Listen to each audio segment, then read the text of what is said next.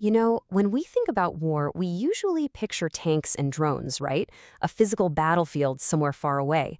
But what if the real conflict, the one that's actually defining our time, is being fought somewhere else entirely? What if the battlefield isn't physical at all, but psychological, and the targets are us? And that quote, yeah, that's not from some Hollywood blockbuster. That's from a real US Army recruitment video for its Psychological Operations Unit, or PSYOPs. It's a pretty chilling and honest look at the art of influence, of literally shaping reality itself. Anything we touch is a weapon, the video goes on to say. I mean, that's a bold statement about the power of narrative. So that really begs the question, right? Who exactly is this we? And when they talk about influencing behavior, whose behavior are they talking about? More and more, it seems like the answer is, well, everyone, including us. So in this explainer, we're going to dive into the different fronts in this war on reality. All right, so let's start with our first battlefield, the world stage. For decades, the story of global politics seemed, well, pretty stable. But right now, that story is being aggressively rewritten in real time, and the official narratives that everyone used to agree on are just fracturing. Just look at this timeline from 2025. You can really see the pressure points building. The US is flexing its military muscle right on Venezuela's doorstep. President Trump is trying to personally broker a peace deal in Ukraine, completely sidestepping the usual diplomats. And then you have two old rivals, China and India, suddenly getting a lot closer. These aren't just random events.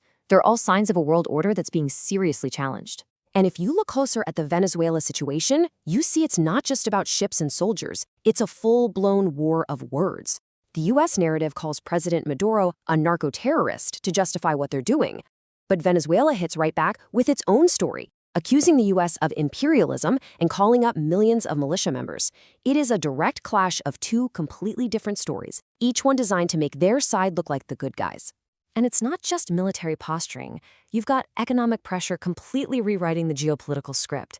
The Trump administration's tariffs were designed to put the squeeze on China and India, but they're having an unintended effect. They're actually pushing these two giants closer together. An old rivalry is now shifting, all because two nuclear-armed nations are being driven by pure economic necessity. Okay, so that brings us to our second battlefield, and you can see how this all connects. The economy. This is where the basic stories we're all told about how wealth is made, about how we power our society, are really starting to come under fire. Let's talk about the story we're told about wealth. The official line is all about opportunity and growth, and I mean, in some ways, the numbers are just jaw-dropping. Back in 1990, the US had 66 billionaires. Fast forward to 2023, and that number just exploded to 748. The Standard story frames this as this amazing creation of wealth. But is there another story? Well, the economist Ludwig von Mises had a totally different take. He argued that policies like constant inflation don't actually create new wealth at all. They just move it around. And from that point of view, the chart we just saw isn't a story of everyone getting richer. It's a story of a massive wealth transfer that made some people richer at the expense of others. You know, we're seeing a really similar pattern play out in the energy sector too. The official story is that we're moving towards this amazing future of cheap, clean, renewable energy. And that's a great goal, right? But as we actually try to do it, a very different and much more expensive reality is starting to show up. And wow, here's the bill for it. The price for guaranteed power on the PJM grid, which serves a fifth of the whole country, has just skyrocketed, a tenfold increase.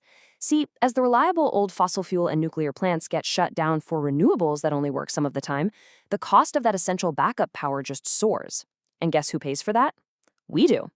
The promise of cheap energy is running headfirst into the very real price of reliability. All right, now let's bring this whole war right down to the most personal level there is, our dinner plate. The stories we are sold about health, nutrition, and clean eating, well, they're often just that, stories.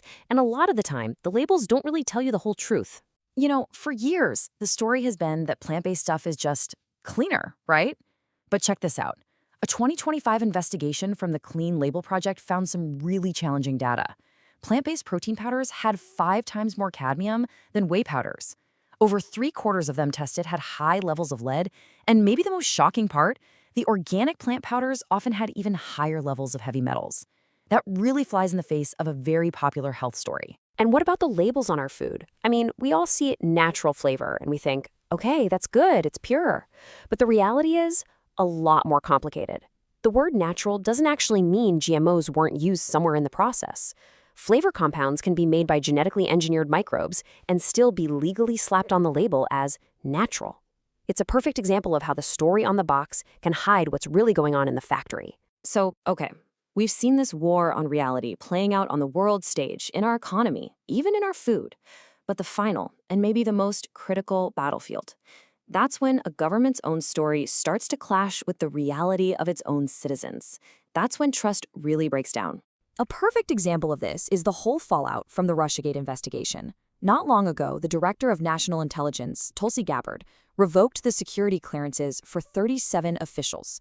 Why? Because their work was tied to that 2017 intelligence assessment that fueled the whole controversy for years. And that assessment, we later found out, was based on the Steele dossier, a bunch of claims that have been pretty much debunked. This isn't just a policy change. This is the government dismantling one of its own major stories from the inside out. And this whole thing really shows you why it's so incredibly hard for big institutions to just admit when they got a story wrong. It's because of something called a sacred cow, these huge policies or narratives that just become too big to fail. The life cycle of one of these things is actually pretty simple, but it's incredibly powerful. First, a big new policy gets launched with all this promise and excitement. But then, evidence starts trickling in that it's actually causing serious problems. At that point, though, admitting failure is almost impossible. It could create what sources call astronomical liability. So instead of changing course, the institution has to double down and defend the original story, no matter what the facts are. And all of this brings us to the final front. It brings us to you. Because if all these stories are being rewritten everywhere we look, then the ultimate battlefield isn't in some capital city or on Wall Street. It's right inside our own heads. So as we've seen across the board, the official story, the easy, accepted narrative, it's being attacked on every single front. The world order is changing, economic promises are falling apart, and even the food we think is healthy might be hiding something from us. Look, this isn't just about getting the facts right. This is about influence. In this crazy, full-spectrum psychological war, the ultimate prize isn't land or oil. The target is your trust, and the battlefield is your own perception of what's real. And that really leaves us with the biggest question of all, doesn't it? In a world where there are competing stories everywhere, where every piece of information could be a weapon, we each have to decide how we're going to see through the fog. So, in this war for the truth, how do you choose to arm yourself?